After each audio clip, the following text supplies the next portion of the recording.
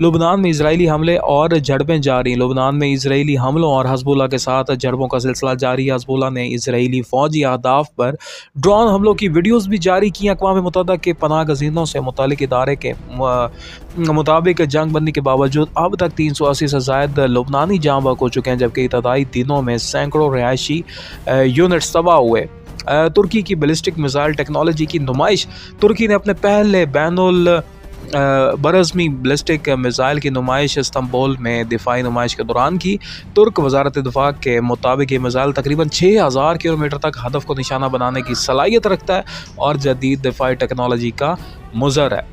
Pakistani cadet کو عالمی اعزاز۔ آسٹریلیا کے رائل ملٹری کالج میں پاکستانی کیڈٹ سردار رستم عباس کو اور آل بہترین غیر ملکی کیڈٹ قرار دیا گیا۔ انہیں یہ اعزاز پاسنگ آؤٹ پریڈ کے دوران دیا گیا۔